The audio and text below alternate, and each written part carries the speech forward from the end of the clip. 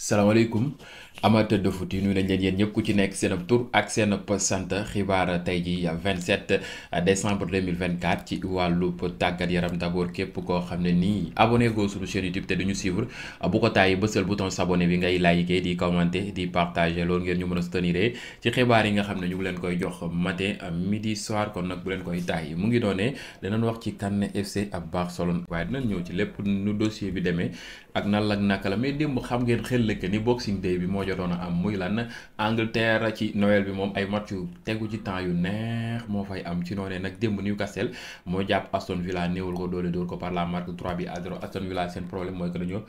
teel a recevoir rouge seen attaquant Duran moom moo jot rouge ci benn jour boo nga xam ne da ko jot a dëgg ba mu jotee rouge bi nag foofu yëpp la rajaxe ak njool mu am doole ab dof la.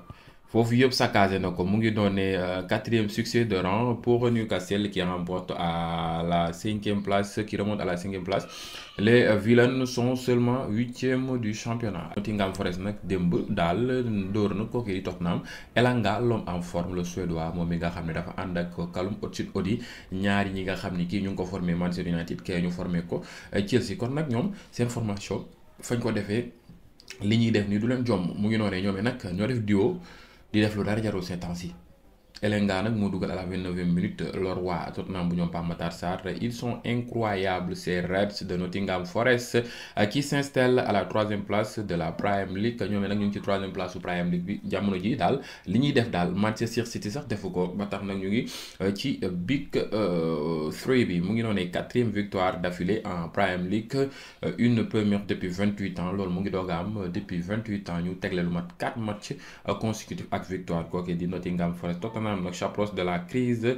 s'enfonce provisoirement à la 11e place de la Premier League Tottenham nag wàcc na bu baax a baax nekk ci 11e place su Premier League bi après ba ko Nottingham Forest dóore mu ngi noone 1-0 mu doon loo xam ne nii actuellement vraiment ëlëm na ñëpp waaye Chelsea nag démb doon ko mujjee nax gañe ko mbetteel la am nag dafa mën a 1-0 ba à la 82e minute Fulham égalisé def remontada à la 95e minute défaite boo xam ne mënoon na ñàkk ba nga dee boo xam ne mënoo gagné yow bul ñàkk baawee c'est sûr Fulham arrache finalement la victoire sur la pelouse de Chelsea c'est la première défaite de Chelsea en Premier League depuis le 20 octobre daanaka octobre novembre décembre 3 mois ngi amuñu défaite ñu ngi doog a am défaite foofee ca Premier League Chelsea googee nga xam ne nag dëkkam lañ ko fekk Stamford Bridge néewal ko doole dóor ko par la marque de 2-1 waaye te foofee ci Angleterre ba tey Boxing Day bi Southampton West Ham nag moo ko dóor 1-0 Bowen mi nga xam ne dafa nekk en forme moom moo permettre les Hammers ñu gagné match boobee West Ham ont souffert mais s'impose face aux dernières de la Premier League mu ngi noonu di Southampton West Ham passe provisoirement devant kooke ñu naan ko Man U au classement moomee nag romb na kooke di Manchester United jamono ji ci classement bi ñu ngi xaar du mbiri na la demee ak naka la United moomee nga xam ne nag démb moom tamit doon ko néewal doole dóor ko par la marque de 2-0 ku ko dóor kooke di Wolves moo ko dóor match la boo xam ne nii vraiment il a souffert il a vraiment souffert Amorim nag dama ko faf sax yërëm ci jamono yi nga xam ne mu ngi koy dund moment yi mu fekkee United la nag waaw coup franc bu rëy bi nga xam ne nag kookee di Wolf Cunha dugal na ko maanaam corner bi bokk teg corner laxas bal bi Manchester United s'incline pour la 4e fois ce mois-ci en Premier League ci mois de décembre bi ñàkk na ci 4 fois mu ngi noonu Manchester United reste à la 14e place avec seulement 22 points Wolverhampton nag yéeg na ci 17e place bi wàcc ci zone de relégation bi après ba mu dóoree Manchester United Man U n'a pas réussi à marquer au Boxing Day pour la première fois depuis 2015 ba nii ñoom bii mooy première fois ñu jot football ci match Boxing Day dugaluñu c'est n'importe quoi ce qui se passe actuellement à Manchester United Amorim au Sporting avant son départ 17 matchs benn défaite la am te Super Coupe Portugal la amee défaite Amorim à Manchester United depuis son arrivée 10 matchs 5 défaites dur l'apprentissage du foot là anglais dafa xaw a tara c'est pas facile c'est pas facile c'est pas facile une note moyenne waaw 5 sur 10 matchs Cunha mi nga xam ne nag démb toj na match contre Manchester United c'est statistique ci match bi 86% de passes mu ngi noonu réussite 11 passes dans les derniers tiers 5 fautes gagnées 4 tacles réussis 4 tacles gagnés 2 tirs cadrés une passe décisive un but. Kookee di Cunha nag démb wane na boppam bu baax a baax a baax ci match contre kookee di Manchester United ci noonu nag seen capitaine boobu di Bruno Fernandes est le premier joueur de Manchester United à être expulsé 3 fois en une saison toute compétition confondue depuis Nemanja Vidic moom mi nga xam ne nag 2008 2009 moom it jàpp naa ñam lu ma 3 rouges mu ngi noonu ne kookee di Bruno Fernandes démb bokk na ci ñuy pénalisé kookee di Manchester United ba ñu ñàkk seen match boobee ci rouge bi nga xam ne jot na koy jël en tout cas il est nerveux dalut day kaas day yuuxu mokk Vinicius ñoo xaayam ci côté boobee kon nag il est temps mu nekkaat ci temps te bàyyi yi nga xam ne mu ngi koy def waaye te Liverpool ca côté ga Cody Gakpo vient de claquer son 10e but de la saison mu ngi noonu ni bii bu rëy la dugal quelle frappe Gakpo muy dugal Jones ñëw doggali Mohamed Salah ñëw leeral lépp wane ne actuellement il est le king mu ngi noonu le meilleur joueur de cette saison est égyptien il s'appelle Mo Salah 19 buts ak 15 passes décisives ballon d'or en téléchargement mu ngi ñëw bu ko téyee ci côté bii moom dakkul ballon d'or bi ñëw mook Vinicius xëccoo bi na metti lool kookee di Mo Salah waaw nag Leicester démb Liverpool la ko jàpp doot ko 3-1 Liverpool nag ci loolee la gën a consolider première place am foofee ca mën naa ni Premier League mu ngi noonu jiitu ñëpp bàyyi leen fa mu ngi noonu mais Amorim nag jot naa génn yéey yàbbi nee na des changements dans la situation de Rashford s'il n'est pas ici vous pouvez tirer vos propres conditions c'est toujours pour la même raison. Nous devons rester les mêmes professionnels, les mêmes personnes, que ce que soit en gagnant ou en perdant. Quand on perd, je dois être plus fort. Je continuerai avec mon idée jusqu'à la fin. Moomee nag choix yi mu jot a def ci lañ ko ci balaa mi di ko ci wax Rashford wax ñëwul ak ñoom seen moomee nee na nag actuellement choix la mu war def loo xam ne nii lu mu jàpp ne lu war la te it lépp lu muy def daal da koy continuer di def moo xam ñuy ñàkk ak di gagné daal day gën a góorgóorlu ci li nga xam ne moom la nekk ñoom ñëpp dañuy ànd dóorandoo wàccandoo demandoo ñàkkandoo kookee di Amorim Enzo Maresca sur la défaite contre Fulham nee na c'est un mauvais sentiment lu naqari la quand on ne peut pas gagner bu ñu mënul gagner il est important de ne pas perdre dafay baax pour ngay bañ a ñàkk nous avons concédé trop de transition mu ngi noonu ni au début de la seconde mi-temps nous leur avons donné de l'énergie c'est dommage ñoom nag deuxième mi-temps bi dañoo bàyyi lépp jox ko kookee di Fulham ci noonu nag lañ leen bett remontada bu gaaw a gaaw ci fin temps bi actuellement loolu nag warul woon pour kookee di mën naa ni Chelsea mu ngi noonu ngeen xamee ko noonu waaye gars yi kookee di Ruud van Nistelrooy moom nag génn na ci défaite bi nga xam ne démb ñoom am nañ ko contre kookee di Liverpool wax ci Liverpool tamit ba xam ëllëg ñoom ñoo war a doone ji mën naa ni champion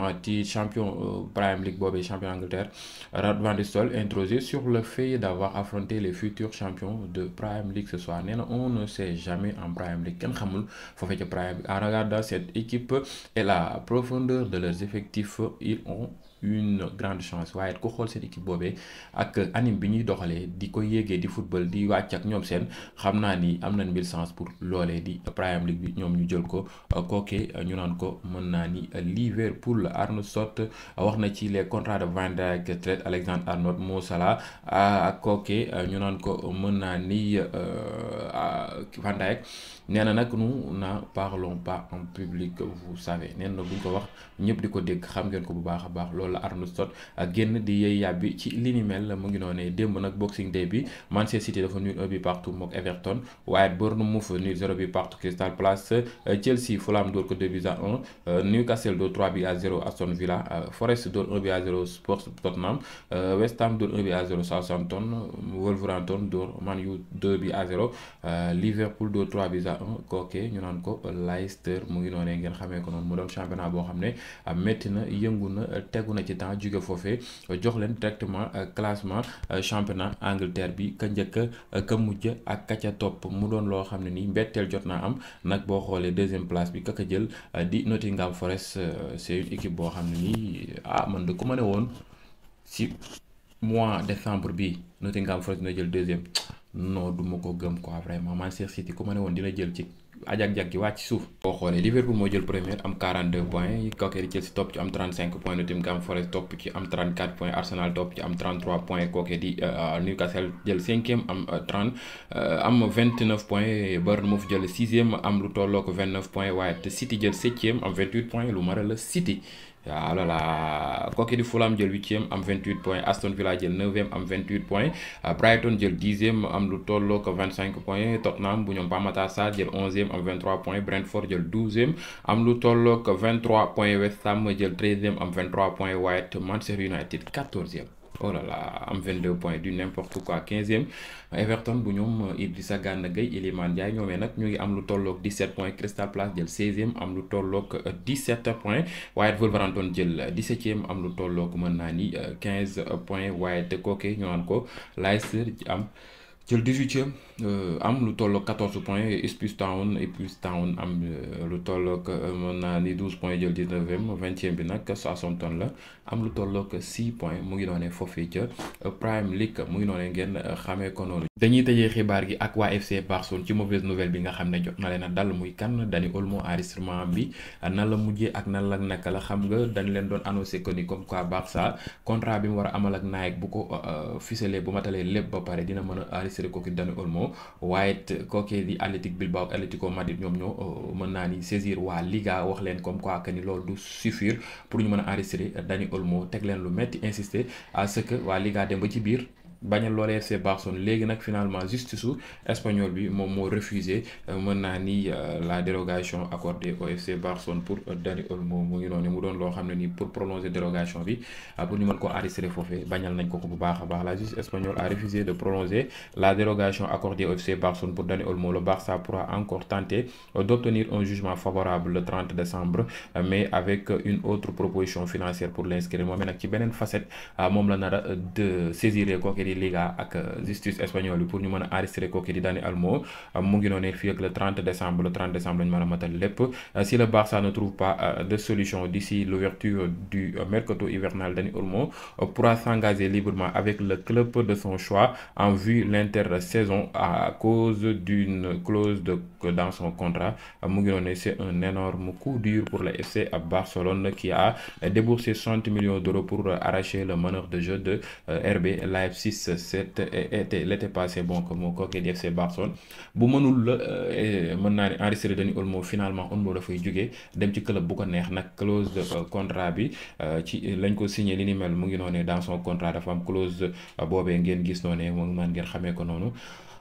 c'est vraiment triste pour la FC Barcelone may na xaar ci commentaire yi lan ngeen gisee lool ci sàggante ban sàggante kan la ngeen bindal ma ko en tout cas c'est vraiment triste pour Barcelone. oh là là c'est vraiment triste jàmm ci yéen gars yi képp koo xam ne abonné ko sama chaîne YouTube bu ko taay bësal bouton s'abonner bi ngay liker di commenter di partager ba beneen yoon.